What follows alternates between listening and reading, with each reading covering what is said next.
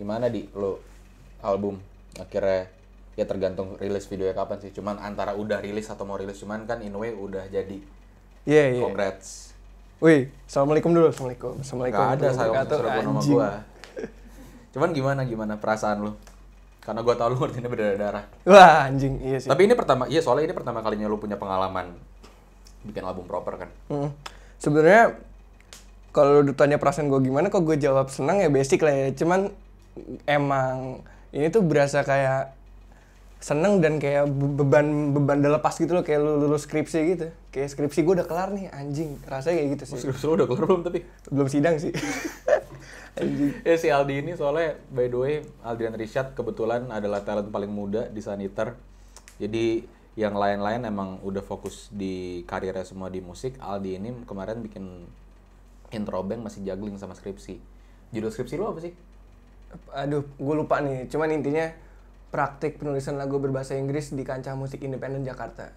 Lu menyelamin air lo biar gampang ya? Tapi itu sebenarnya tujuan gue bukan biar gampang. Maksudnya gue pengen dapat insight dari musisi yang gue wawancara biar pada akhirnya ngebantu gue di musik juga kan. Lo wawancara siapa kira? Rehan, Cung, Dimas MRT, sama ada atau lagi Dila namanya, dia anak Coltrane's. Oh iya. Apa namanya? Ya anjir lu mah kalau interview Rehan sama Cung ngapain bikin skripsi? Ke kantor aja. Ya kan, tapi kan gue kemarin pas Rehan gue wawancara pas tur bayangan. Oh. Sekalian tuh. Mumpung kan. Nah ya udah kalau emang tadi bener kayak kata lu bilang juga, gue ngerjain EP gue ini emang darah-darah juga karena ini gue merasa EP gue ini tuh kayak gue lagi disekolahin gitu loh, paham gak? Kayak gue dari nggak ngerti apa-apa nih, akhirnya gue jadi, oh anjing ini begini gitu kan. Lo lebih suka nyebut intro band itu EP atau mini album atau album tapi? Mini album sih sebenernya, gue paling suka. Berapa track? Gue lupa. 6. Oh ya 6 ya, sama Grateful di akhir. Gue udah denger sih semuanya akhirnya, masternya dari Tama. Karena dia ngasih lihat ke gue duluan sebagai A&R. Karena kebetulan gue di kantor gue A&R dia. Lagi-lagi terima kasih, lagi-lagi congrats. Karena itu album bagus buat gue. Itu album bagus. Hindia bro yang endorse. Terus anjing. Terus itu ya karena memang gue pertama kali sama anak-anak waktu itu ngajak kayak nyari talent gitu, cari yang muda satu yang emang masih blank canvas gitu, masih banyak perkembangannya karena Cung Rasta di Madan kan udah punya pengalaman. Priscil sebenarnya secara umur industri bahkan jauh lebih senior dari kita semua gitu loh. Cuman si Aldi ini emang masih blank canvas, cuman ya itu dari awal juga karena ya gue ambil karena gue suka sama kayak gue ngelihat lo ada bibit lah ke sana, walaupun waktu itu kayaknya musik yang lu denger tuh masih jauh banget sama musik apa yang lu bikin sekarang gitu. Kita ketemu tahun berapa sih? 2017. Pas itu lagi ada acara kampus gitu. Oh iya. Gue yang megang acara tapi gue jadi talent juga ya, tai. Iya ya lu KKN lu. Lagian kagak ada yang mau lagi, maksudnya waktu itu agak susah nyari talent musik soalnya pada maunya fotografi. Oh gitu, gue ingat ada 3. Sebenarnya 3-3-nya bagus, cuman gue paling kayak ini bagus banget gitu. Buat gue sih Aldi waktu itu kemarin, cuman gue inget lu waktu itu pas awal-awal banget lu kayak gue masih kaku banget deh, kayak manggil gue bang gitu. Ya bang, gue pengen serius Kak, nih di musik gitu. Kalau nggak kak bang atau mas lah semuanya. Terus gue ngeliat gitu dia bikin lagunya kayak gimana, apa yang dia tulis, apa yang lu denger waktu itu. Lu masih kebanyakan dengernya memang rock tahun 90-an, 2000-an nih. Berat di 90s sih gue. Lu interaksi pertama lu dengan musik-musik kayak gitu tuh kapan sih? Maksudnya kayak momen apa yang ngebikin lu kenal sama musik-musik yang lu denger pas di tahun 2017 itu? Karena buat gue itu yang kayak referensi lu yang paling pure, yang belum ketemu anak-anak Saniter yang lain. Belum yang kayak tiba-tiba datang ke kantor, Alt J bagus ya gitu. Waktu itu nggak ada tuh. Waktu itu gue kasih denger Alt J James Bay kayak apaan nih kayak gitu ya. Iya. Dulu emang gue sempet ada masa apa ya? Masa snob kali ya. Kayak masa snob anjing. Elitis bukan snob. Iya, elitis. Anjing lagu yang rilis di atas 2000 tuh nggak bagus. Gue tuh dulu punya semacam itulah norak banget sih, anjing itu norak banget sih. Buat gue sekarang kalau gue kilas balik ke diri gue saat itu norak karena buat gue nahan gue dari progres kan sebenarnya. Cuman kalau misalnya kapan gue bisa berinteraksi sama lagu-lagu kayak gitu sebenarnya karena dulu tuh gue suka nonton Indonesian Idol gitu. Terus ada waktu itu salah satu talent di situ nyanyiin lagu apa ya? lagu Bon Jovi apa ya? Bon Jovi lebih jadul lagi sih, Bon Jovi 80s kan. Terus gue suka, akhirnya gue banyak dengerin 90-an ya, tapi gue emang kalau Nirvana gitu-gitu gue udah dari SD sih, gue udah kena juga kan. Cuman gue akhirnya ngedalamin tuh kayak zaman-zaman SMA ke kuliah gitu gue dengerin, terus itu gue bilang dulu Nirvana, Pearl Jam gitu-gitu ya. Iya, Pokoknya arahan 90s yang gue dulu nggak sadar juga kalau gue dengerin itu berat di grunge, tapi ternyata emang banyak yang ke arah sana gitu. Jadi akhirnya pas dulu 2017 gue ngasih denger lagu gue ke bass, influence itunya berasa banget tuh, chord-chordnya gitu-gitu. Iya, dan gue inget momen dimana pas lo waktu itu dikasih saran, bahkan nggak cuma nama gue doang ya, cuma nama kawan-kawan yang lain gitu. Ini melodinya bisa kayak gini, melodinya bisa kayak gimana. Buat lu melodi yang kayak gitu itu salah, karena tidak sesuai dengan pakem-pakem musik yang lu dengerin dari kecil gitu. Cuman maksudnya sebelum lu mengikuti kontes perlombaan ini, lu nggak pernah denger lagu-lagu lain atau apa gitu? Atau kayak ada semacam sesuatu yang lu denger dan lu tahu dari bokap nyokap lu gitu misalnya? Oh, kalau dari bokap nyokap, lebih ke bokap sih gue sebenarnya. Bokap ngajarin gue gitar kan, dan dia emang dari awal ngajarin gue gitar tuh Stairway to Heaven. Oke. Standar sih sebenarnya, maksudnya lagu Ini ya, suara apa lagu Lagu-lagu- cek sound. Lagu cek gitar kalau di toko musik. lagu-lagu haram cek gitar tapi Iya. udah lu langsung diliatin sama abang-abangnya kan kalau main gituan. Ini dari situ sih Led Zeppelin gue. Terus abis itu kalau dari zaman gue belum maksudnya zaman gue kecil ya, gue tuh banyak dari om gue juga, dia ngasih gue Deep Purple lah, yang tua-tua gitu. Tapi emang itu saat itu momen pembentukan gue yang paling jadi fondasi lah kasarnya kan. Makanya sampai akhirnya gue buntut-buntutnya suka ke 90s tuh zaman-zaman gue SMA sampai awal kuliah. Tapi kan kebanyakan anak SMP ya, maksudnya sepengalaman gue gitu, ada masa-masa atau momen-momen di mana hampir semua anak SMP atau semua anak SMA di generasi yang sama pasti denger lagunya sama kan. Apa lu nggak ngalamin itu gitu? Gue Maksudnya ngalamin. kayak ngalamin popang tiba-tiba masuk, terus kayak ngalamin apa gitu? Nah, popang gue nggak pernah masuk, cuman gue sempet dengerin dari teman-teman gue, cuman gue nggak pernah kena banget. Tapi Yang lu berarti tahu ada lagu-lagu itu kan? tahu. Cuman yang gue kena banget dan itu ternyata satu generasi kena itu pas AM keluar.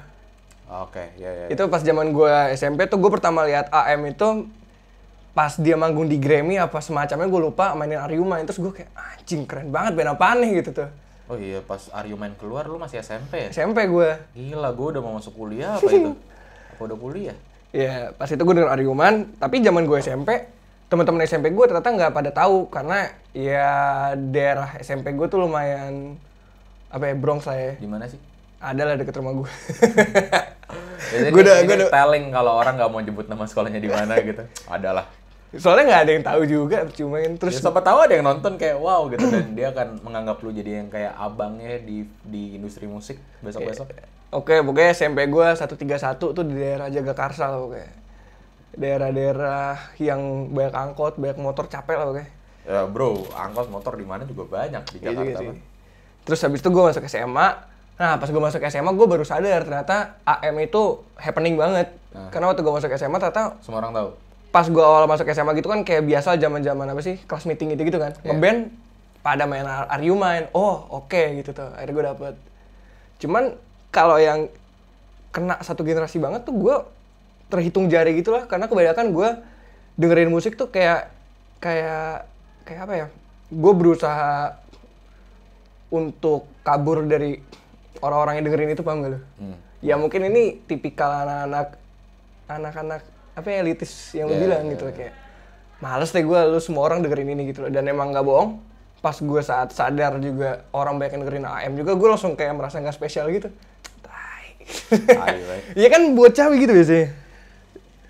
Tapi soalnya kenapa gue nanya itu gara-gara pas pertama kali kita ngobrol, gue ingat banget kesannya lu mengesankan seperti lu nggak pernah denger lagu-lagu lain di luar referensi yang bahkan lu bawa pas lu nulis 1-2 lagu pertama intro band akhirnya di scrap gitu. Kayak kesannya lu nggak pernah denger tuh apa itu Arctic Monkeys, lu nggak pernah denger apa itu let's say mungkin Radiohead. Yang padahal sebenarnya udah ada dari zaman lu masih kecil pun udah ada gitu dan udah mulai besar. Sebenarnya kenapa bisa nggak kedengeran, karena di saat itu gue belum meng-acknowledge kehebatan lagu-lagu itu. Sebenarnya Radiohead sih udah, cuman AM gue saat itu gue baru merasa itu keren, cuman gue belum nemuin apa yang secara musik gue ngerasa ini magical gitu loh. Dan itu gue baru sadar bahwa AM itu sekeren itu justru setelah gue nulis Premature, yang kata orang-orang riffnya AM banget gitu loh. Baru setelah itu gue banyak ngulik, oh iya AM tuh emang maksudnya Arctic Monkeys secara keseluruhan tuh emang punya touch-nya tersendiri gitu. Ya, AM tuh by the way Arctic Monkeys ya, bukan anggur merah. Kalau ada yang tadi nggak tahu, disingkat-singkat.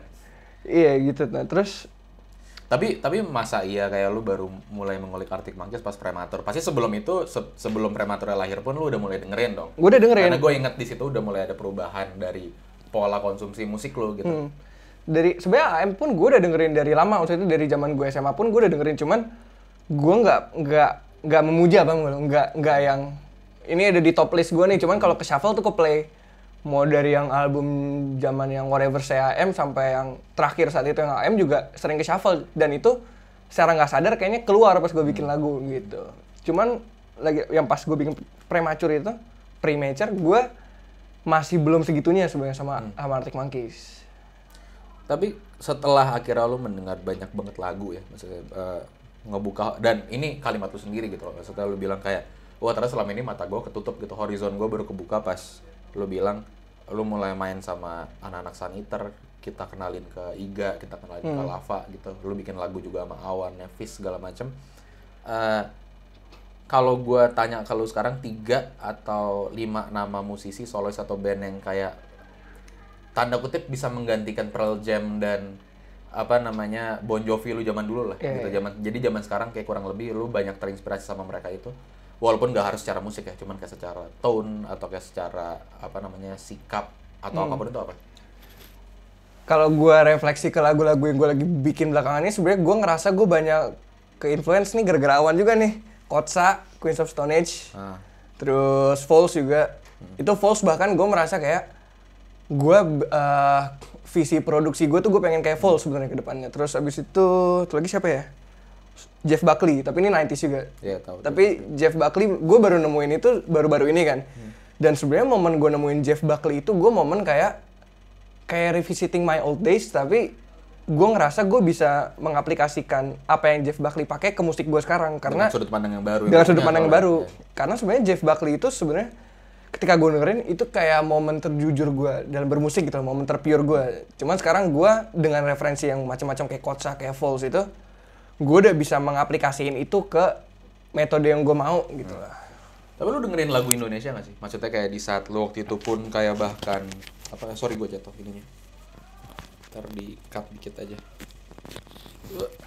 Tapi lu kayak bahkan di momen-momen waktu itu lu masih mendengarkan musik-musik yang tua ini, lu mendengar musik-musik Indonesia nggak? Sebenarnya gue dengerin banget, tapi dengerin bangetnya gue juga nggak ngulik sebenarnya. Jadi apa yang terkenal gue dengerin terus gue kulik, tapi nggak yang ngulik. Oh ini ada band Bandung atau band apa gitu. Jadi gue dulu benar-benar terpusat di 3 band dulu gue zaman Dewa, Padi sama Slang.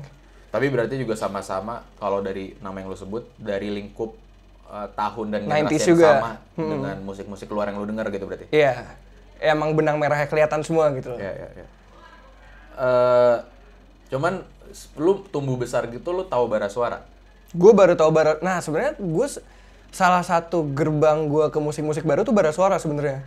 Tahun 2016 tuh gue ulang tahun, terus ada waktu itu gue lagi deket sama cewek, terus kayak dikadoin album bara suara. Gara-gara dia nyuruh gue. Klasik lu. Iya tapi kejadian kan. Dia ngasih gue, dia bilang, lu dengerin dong bara suara, gue gak pernah dengerin. Gue belum ada niat dengerin saat itu. Terus dia ngasih albumnya, gue setel album kan. Ada CD player gitu di kamar gue, terus gue kayak, anjing, gila ya orang bikin lagu kayak gini gitu dalam hati gue saat itu dengerin bara suara. Baru setelah itu gue datang ke gigs bara suara gitu, terus ada Scalar juga, terus gue, anjing, baru deh gue kebuka mata gue tuh saat itu. Terus setelah lu kenal bara suara, makanya kenapa gue nanya itu, gimana reaksi lu pertama kali pas yang kayak seorang Iga Masardi nih main datang ke kantor bilang ke kita, ini ada talent lu, gue suka Adrian Rishad, gue pengen megang dan nge-groom dia dong. Itu lu gimana? Itu gue emang excited sih, kayak, wah anjing gitu, starstruck juga at the same time gitu kayak anjing gitu loh.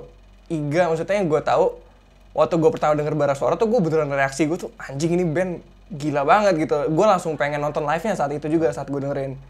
Dan lagi gue juga tahu Iga sempat nge-produce Gelas Kaca yang emang album yang ada Indomie itu kan yang emang gila juga kan. Terus gue langsung kayak anjing gue dipegang Iga nih. Ya udahlah, kuy gitu tuh langsung kayak fuck. Lu sekarang manggil Iga apa? Waktu itu kan soalnya lu pertama kali kayak kenal sama Iga, lu kayak ngobrol sama Pak Ade, ngobrol sama dia kayak iya bang gitu. Iya tetap gue manggil bang, Soalnya beda umurnya jauh kan gue sama dia. Iya, lu Lu udah kayak kalau Iga nikah muda lu kayak anak sih hitungannya. Jauh Iya. banget. Gue 21, dia 35 ya. 35. Iya kan, jadi biarpun gue udah nggak kayak Pak D juga, cuman tetep bang sih gue. Apa yang lu dapet sih cuman maksudnya kayak setelah lu bikin intro band ini kan lu kenal banyak produser ya. Kalau misalnya Camel Candy gitu lagu pertama dikerjain masih di sini-sini aja sama gua sama Lulu juga kan ya, kayak ya lu udah kenal gua udah lumayan lama gitu.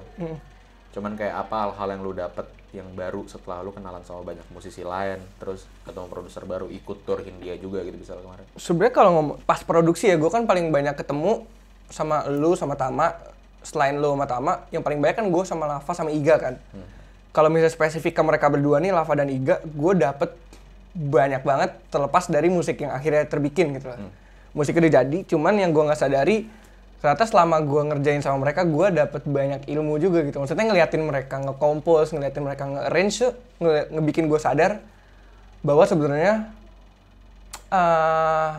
ada aspek-aspek yang yang apa ya, yang bisa gue aplikasikan ke diri gue gitu dengan kemampuan gue gitu loh. Kayak misalnya kok dari Iga tuh yang benar-benar gue tangkep banget dari karakter nge-produce-nya dia ya.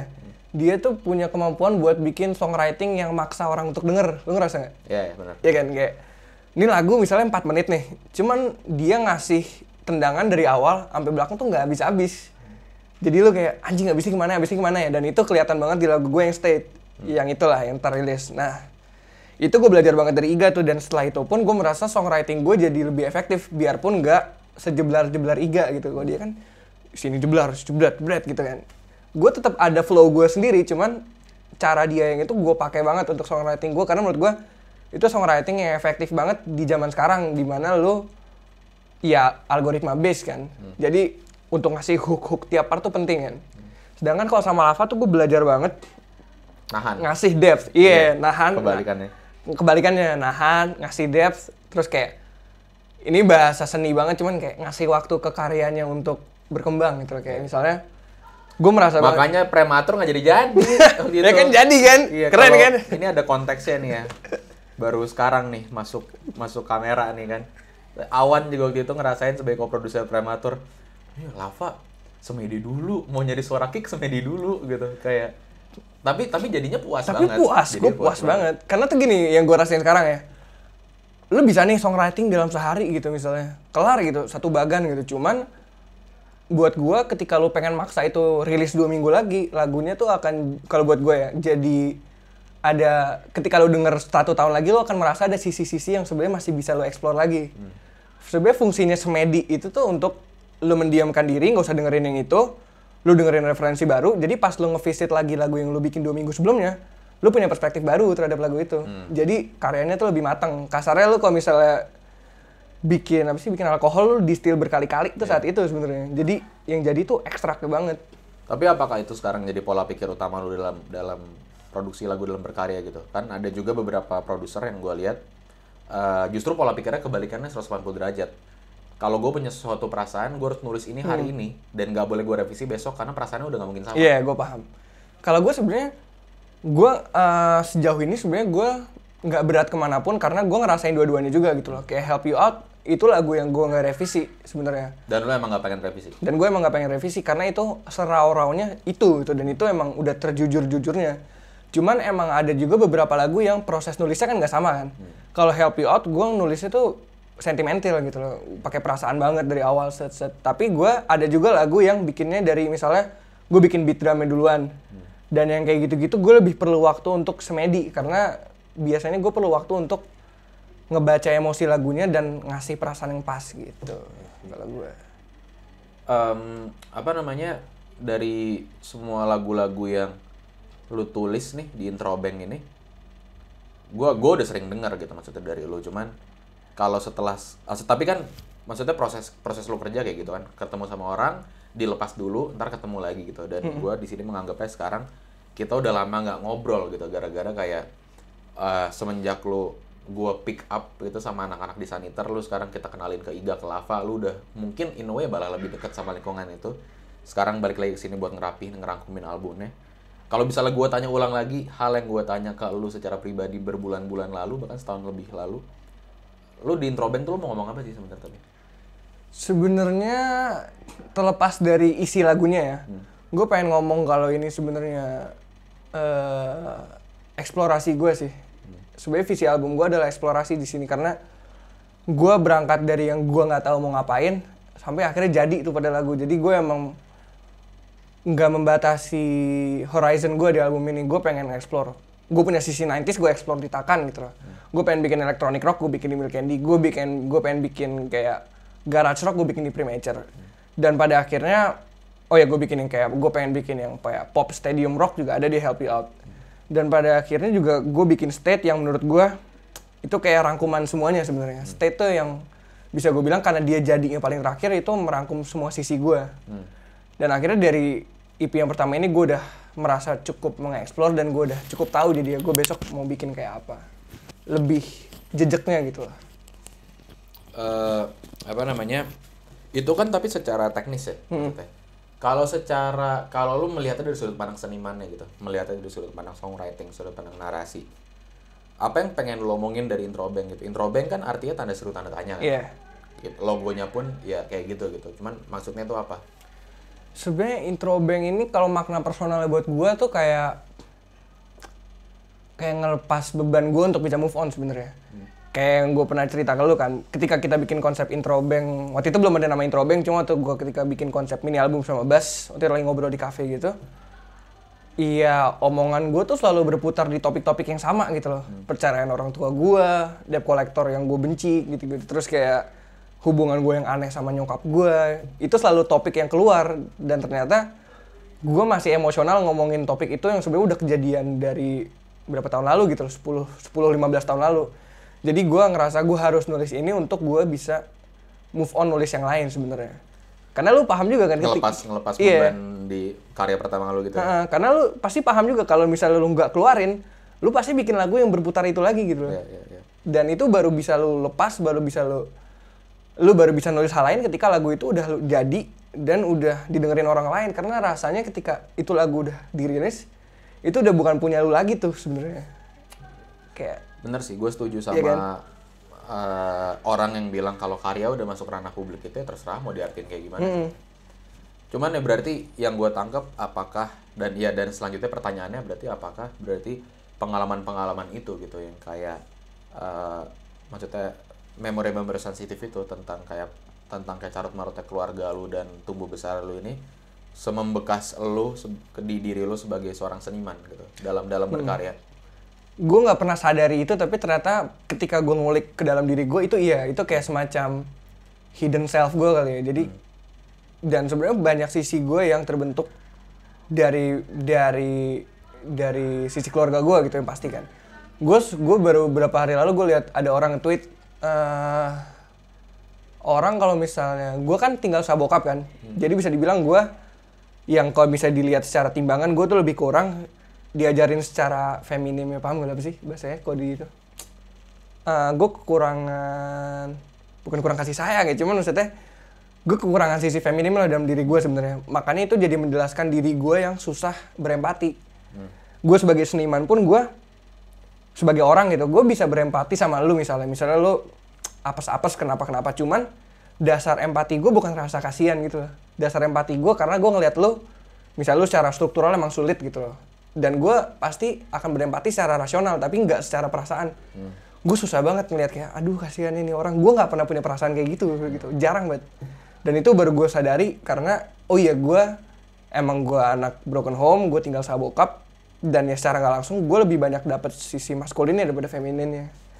Yang gitu-gitu sih, dan akhirnya terpancar di karya-karya gue juga gitu loh.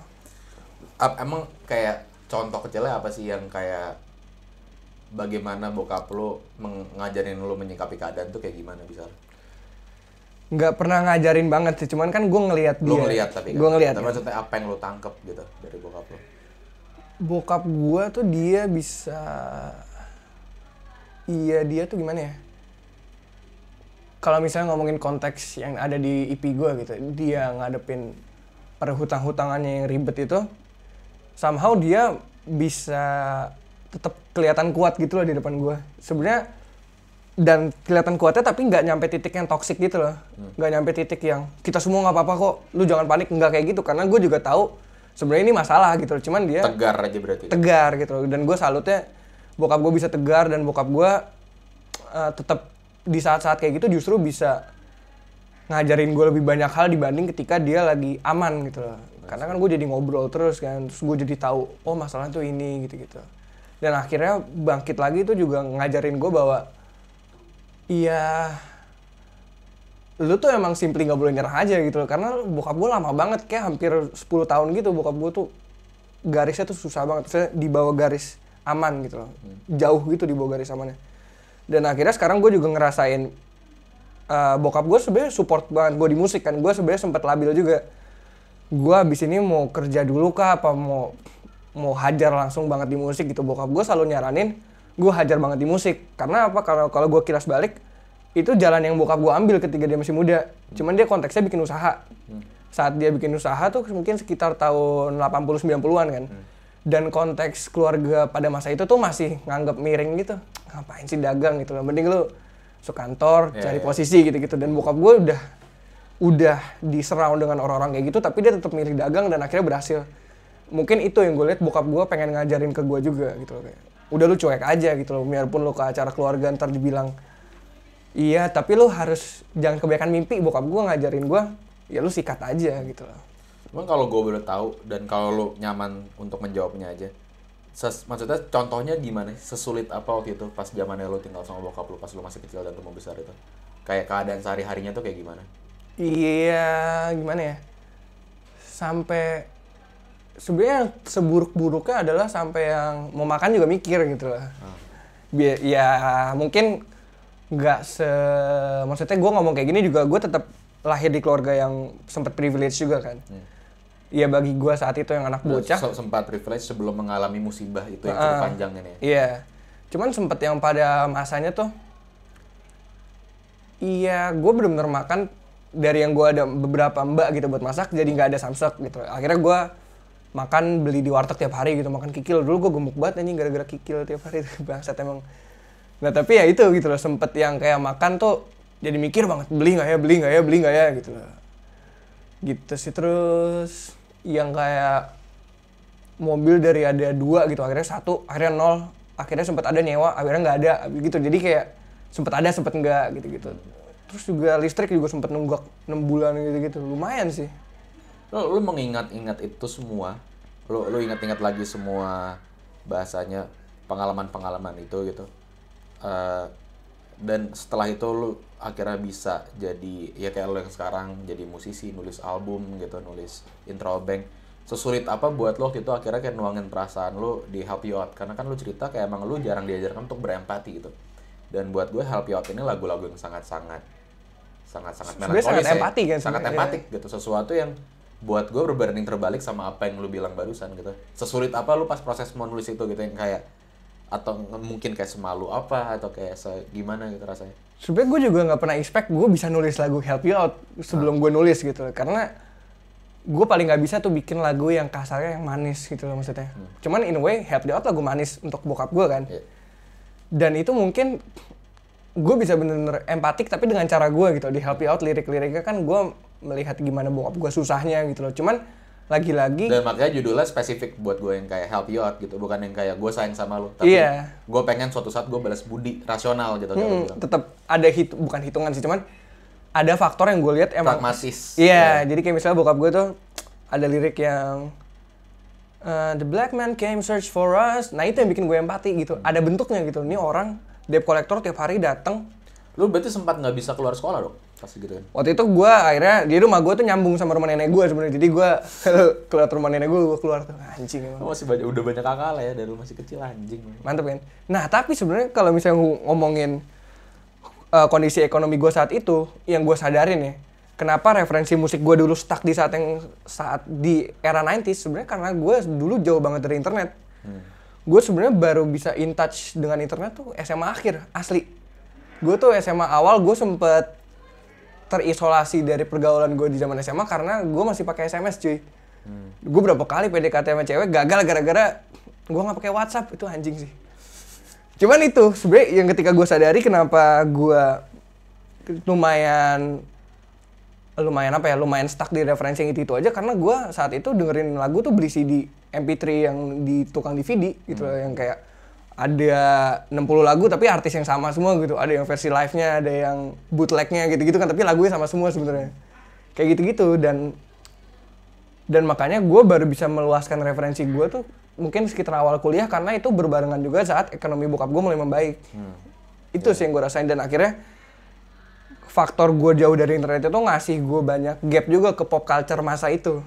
Dan itu yang bikin gue nggak terpapar juga. Tapi dengan apa yang udah semua lu ceritain barusan, apakah berarti lu menganggap intro bank ini jadi kayak semacam, andai kan kalau misalnya ada satu halaman kayak ini lu harus tulis gitu, ini lu tribute gitu, lu kasih, lu persembahkan buat siapa, lu akan nulis siapa di situ? Yang menurut lu paling ngebentuk lu jadi kayak sekarang? Kedua orang tua gue sih. Karena sebenarnya intro bank itu tanda seru tanda tanya kenapa gue bisa akhirnya bikin logo itu dalam pikiran gue sebagai judul mini album. Karena itu bokap gue dan nyokap gue gitu loh. Mereka tuh dua kutub ekstrim itu gitu loh. Bokap gue tanda tanya besar, nyokap gue tanda seru besar. Dan akhirnya gue ngelihat diri gue adalah intro bank, tanda seru tanda tanya gitu loh. Yang gue ngelihat semuanya dengan penuh pertanyaan tapi in a way gue marah juga gitu loh. Itu nafas intro bank menurut gue. Nafas lagu di satu EP gitu. Tapi lu udah bisa berdamai sama itu sekarang, sama masa lalu lu tentang game. Karena gue masih ingat zaman-zaman dimana kalau lu curhatin masalah itu, lu emosi gitu ceritanya. Iya, lucunya udah damai itu sekarang maksudnya. Bahkan dulu kan lagu Premature tentang nyokap gue sebenarnya kan, biarpun liriknya nggak eksplisit ya. Tapi gue pas mau rilis tuh gue minta izin dulu ke nyokap gue, mah ini gini gitu. Nyokap gue sempet bengong gitu. Oh iya, ya udah gitu. Dan akhirnya setelah itu rilis pun, ya hubungan gue juga membaik dan gue juga udah nggak melihat nyokap gue dengan cara yang sama kayak gue nulis Premature. Gue udah nggak marah dan gue udah merasa lebih ringan lah itu ya. Sekarang rasanya gimana? Kayak ngelihat kedua orang tua lu supportive sebegitu ya sama lu di musik? Karena buat gue umur lu muda loh untuk bisa didukung sama orang tua 100% dua-duanya ya. Terutama dengan latar belakang yang kayak, ya lu bilang lu sempat privilege. Cuman lu sempat 100% kehilangan privilege itu. Beda buat gue sama anak kelas menengah yang memang dari kecil disokong hobinya lah gitu kasarnya sama keluarganya. Yang pasti gue senang banget, gue bersyukur. Apalagi kalau lihat bokap gue juga latar belakangnya kan banyak rebelnya juga kan. Dari apa yang disuruh orang tuanya gitu-gitu. Nyokap gue juga support biarpun dia sebenarnya deg-degan juga gitu loh. Bisa nggak ya Aldi nggak mau ngantor dulu gitu-gitu kan. Cuman ya gue tetap masukin itu ke konsiderasi juga. Cuman gue ngerasa support bokap nyokap gue itu gue bersyukur, tapi itu emang seharusnya mereka support menurut gue. Ini egois juga gue karena menurut gue kalau gue berhenti di sini gitu loh, misalnya gue nggak ngelanjut ya nanggung aja gitu. Karena apa ya, gue selalu punya percaya dalam diri gue akan nyampe nih suatu saat. Cuman gue tuh sekarang lagi OTW gitu loh. Kalau misalnya gue di stop sekarang gue nggak akan dapat apa-apa gitu loh. Gue cuma akan ya udah aja gitu loh, nggak ada. Padahal sebenarnya nggak jauh-jauh banget gitu loh jarak ke tujuan gue gitu. Ini terakhir mungkin ya, pertanyaan terakhir. Kayak kalau misalnya lu bisa merangkum intro bank jadi satu kalimat statement, lu mau ngomong apa sih gitu ke apa take outnya buat audiens gitu. Karena walaupun gue tahu ya sebagai sesama seniman dan songwriter juga gue tahu kalau itu susah gitu, nggak bisa ngomong pakai satu kalimat doang. Cuman kalau emang kayak bisa dijadiin take out satu kalimat tuh, lu pengen ngomong apa sih sebenarnya?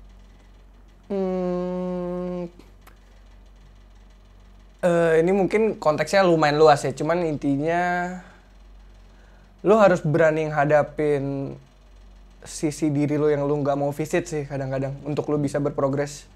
Sebenarnya intro bank itu adalah sisi gue yang bertahun-tahun gue deny gitu, yang gue nggak tahu ada. Mungkin gue tahu ada, cuman gue nggak mau lihat, gue pura-pura nggak tahu gitu loh. Dan itu gue buka semua di intro bank. Dan pada akhirnya outputnya ke gue setelahnya, gue ngerasa jadi bisa ngelangkah lebih ringan, lebih jauh, dan gue jadi tahu apa yang gue mau karena gue udah berani ngadepin sisi itu di diri gue. Nah, jadi lagu-lagu gue yang gue tulis di mini album Intro Bank semuanya udah bisa di stream, bisa didengarkan di segala platform musik digital. Ada 6 track, dengerin semuanya, kasih tahu apa yang paling lo suka, oke? Dah. Sip.